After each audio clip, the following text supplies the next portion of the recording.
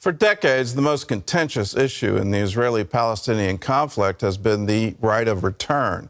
A former member of Israel's parliament says the ramifications of that issue could be disastrous for the Jewish state.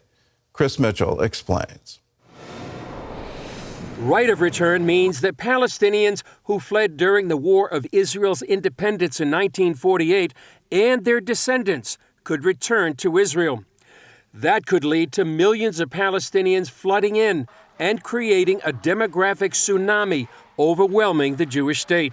UNRWA, the UN agency responsible for Palestinian refugees in the West Bank and Gaza, has fueled this idea of the right of return for decades to the generations of students they teach. Palestinian children are taught their real homes are in modern-day Israel, not far from where they live now. We have to fight against them in order to get back our land. The right of return means we must return to our land and expel the conquerors exactly like they did to us. The right of return is an integral part of the curriculum. In her book, The War of Return, author Anat Wolf shows the right of return goes to the core of the conflict. Wolf says through the years, the Palestinians have demonstrated they put a greater priority on keeping Jews from establishing their own state than having one of their own. Chris Mitchell, CBN News, Jerusalem. Well, for more on this story, joining us is author Dr. Anat Wolf. Dr. Wolf, welcome to the 700 Club.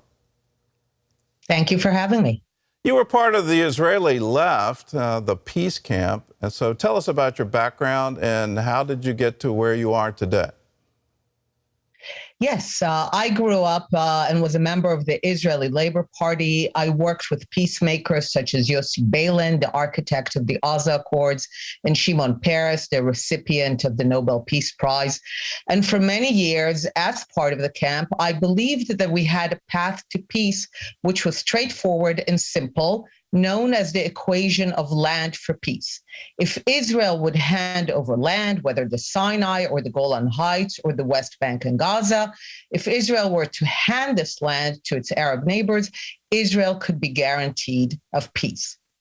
Well, you no longer believe that. And so why have you, I mean, you're essentially saying the two-state solution will never work. So why do you think that? It's different from saying the two-state solution would never work in the sense that at the end of the day, there are two peoples in the lands and they seem to agree quite violently that they are not the other. And I think they would be both best served by governing their own and separate polities. The problem is that this has been made impossible because the conflict was never about land. And that's what Jews like myself in Israel learned in the hard way, realizing that the Arabs of the land, the Palestinians, have been always committed from the get-go to the idea of no sovereign state for the Jewish borders in any borders whatsoever. So as far as they're concerned, they're not interested in having a Palestinian state in part of the land if in another part of the land there's a Jewish state. And the way that this rejection of a Jewish state is manifested is in their insistence on something that they call the right of return, but in the book we show is neither a right nor a return. Well, tell us the way forward then. If on the Palestinian side you have an ideology that says we can never give up this right. We want to take Tel Aviv. We want to take Jaffa. We want to take Haifa. We can't ever allow a Jewish state, even in Tel Aviv. If that's their ideology, what's the way forward? Well, on your show, you have stories of people who have changed, who have been reborn.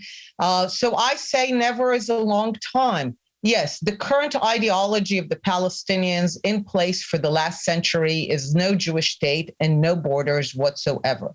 This ideology has been basically supported and sustained by a UN agency called UNRWA. It's been funded by the US, except during the Trump presidency, and the West. So for over a century, the Palestinians were actually sustained in their worldview that Israel as a Jewish state is a temporary aberration that is bound to disappear. which is why they refused any compromise. So if we are ever to get to peace and compromise, my message is that the West and the Arab world needs to give Palestinians some tough messages, which is that Israel is here to stay, that the Jewish people have a historical connection to the land. They have the right to their own state in at least part of the land, and the Palestinians have to come to terms with that. In the book, we show other peoples who, when they received those messages, which were basically, we know it's tough, but move on, they ultimately moved on. It took a generation, sometimes less, sometimes more, but ultimately people changed and realized they have to come to terms with reality. The Palestinians are yet to come to terms with reality because they have been sustained in their worldview that they don't have to accept the reality of the state of Israel. I've been saying for years, UNRWA needs to go away, that this is American taxpayer dollars going in to fund an ideology being taught to children on a continual basis that they have to wipe out the Jews. I've also said we cannot support financially the Palestinian Authority because a portion of that funding goes in to pay for the martyr payments, and that is all based on how many Israelis you kill.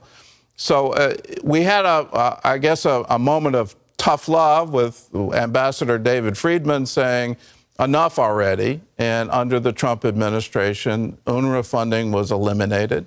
Palestinian Authority funding was almost eliminated, but reduced. Now, under the Biden administration, it's this grand reset where UNRWA is now being refunded. Palestinian Authority, they're trying to reopen a consulate to them. The withdrawal from Afghanistan is showing, well, if you just wait it out, the West will get tired.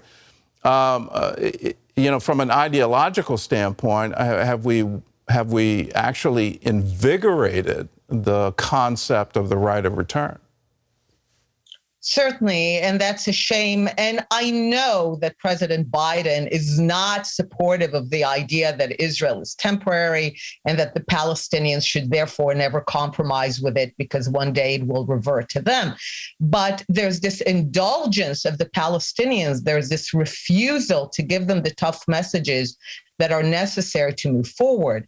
And this is unfortunate because for 70 years, the United States and the West are basically underwriting the conflict. Every day, they're funding an organization, UNRWA, that is teaching Palestinians that they don't need to compromise with Israel. They don't need to come to terms with it because one day, from the river to the sea, from the Jordan River to the Mediterranean Sea, Palestine will be exclusively theirs. As a result, every time that they are pushed to the negotiating table with Israel, they run away because they're not interested in finally making a compromise. And the American administration is underwriting that by giving money to UNRWA. And in the book, we also show that there's a direct link between the UNRWA schools and raising another generation of people who turn to terrorism because they believe they are justified in every means in fighting against Israel. How much does corruption play a role in this? I mean, it's been pointed out since the 1950s that the Palestinian people are actually pawns of their leadership. They're intentionally kept in camps. They're intentionally kept in poverty and deprivation. They're not allowed to get citizenship in Lebanon or these other neighboring countries. They're never allowed to get a job. All of these things happening. How much is just out and out greed on the part of the leadership to put money into their Swiss bank accounts? How much is that playing a part of this? Unfortunately, that would actually make things easy. Unfortunately, what we discovered in the book is that the complete and blanket rejection of the idea that the Jewish people have a right to sovereign state in any part of the land is the most common consensus of all Palestinians. So what we show in the book is actually it is the Palestinians themselves, the Arab refugees themselves after the war, who refuse resettlement. who refuse to move forward. They are the ones who want to keep fighting. And when they have some leaders who are trying to move on, such as the Jordanian king, who gave them citizenship and did not demand return from Israel, they assassinated him. Or we show other local entrepreneurs who try to build new ways for them to prosper, and they destroy them. So it is the people themselves who are rejecting the idea of peace with Israel. And as a result, they give birth to leaders who cannot move right and left from this idea that there is no compromise with Israel. So while there is corruption, the issue of corruption is secondary to this broad ideology. Sometimes people say, let's make sure that UNRWA is run properly and accountable. And my answer is, I don't want an organization dedicated to the destruction of the state of Israel to be better on its books. I want the organization not to exist and not to teach another generation of Palestinians that all of Israel is theirs and that they need to dedicate their lives to take it so-called back from the foreign invaders, which is their belief. Dr. Wolf, that was well said, and the book is incredible. It's a real eye-opener that the fundamental problem is an ideological problem, and until we solve that, we'll never have peace. Thank you for this interview. Thank you for the book. And for you at home, I encourage you to get a copy of this book and get it to your senator and to your congressman. It would be wonderful if everybody in the State Department read it. It's called The War of Return. It's available wherever books are sold.